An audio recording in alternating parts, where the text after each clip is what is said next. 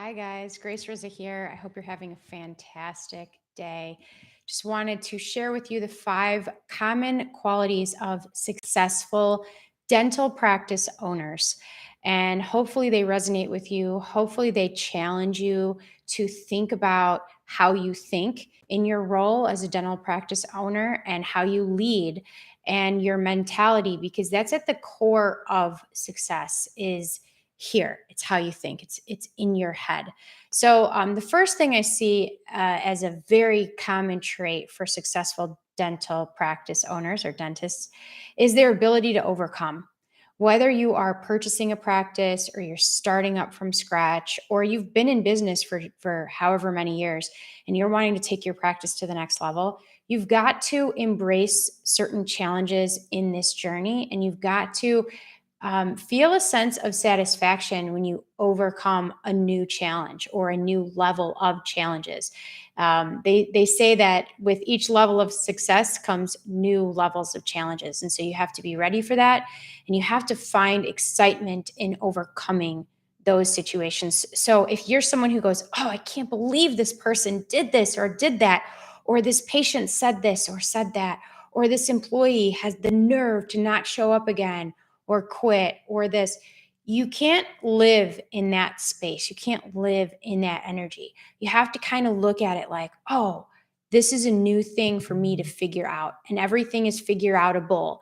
And once I get this figured out, I'm going to be able to be a stronger leader, and I'm going to be able to overcome similar issues of this nature quicker in the future.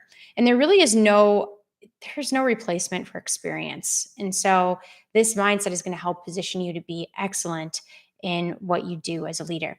Next, you need to find joy in the struggle. So, not just accept that there is going to be struggle, you've got to actually turn this around and say, oh, this is exciting. This new challenge is fun because I know I'm eventually going to figure it out.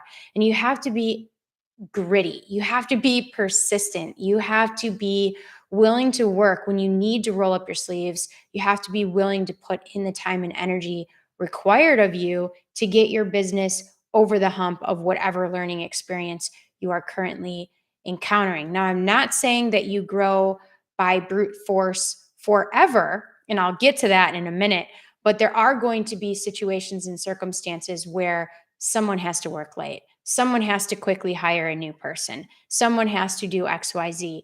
And sometimes, if you don't have the support around you, sometimes it has to be you, because at the end of the day, it's your business and it is your responsibility. Next, get professional support. Not every business owner is going to be great at everything.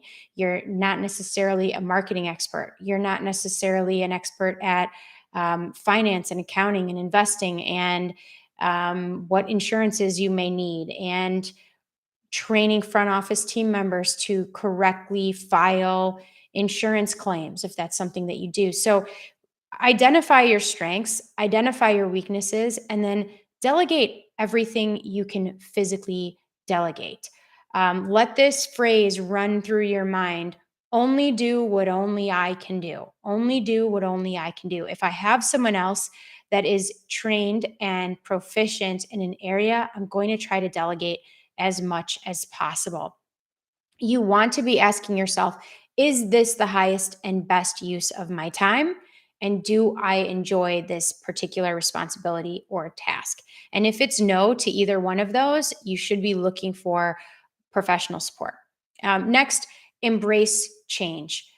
Very successful people are excited by change. They're excited by new technology. They're excited to meet new advisors. They're excited to take their team for new training.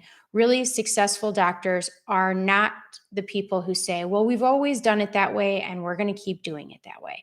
They're the ones who say, well, that online scheduling tool might change how we do things, but let me weigh out the pros and cons. Let me see what it's all about and see how we might be able to use it. Not every answer to a question is a yes or a no. It might be a yes and or a no but. It might be a yes, we can look into this online scheduling and we might just use it for new patient appointments. It doesn't have to be a hard yes, no, black and white answer. And the last tip I'm going to share with you today is you need to have a very optimistic approach to failure. You need to embrace growing pains. We grow the most when we are uncomfortable. And when you do have those moments in business where you're feeling squeezed for time or you're in a bind, that's where you're really going to grow the most. You're going to get the things in place so that the same problems don't happen over and over again. And so we need to look at obstacles as learning experiences, not as failure. And so let's say you've worked with a couple marketing agencies and they have failed to deliver on their promises.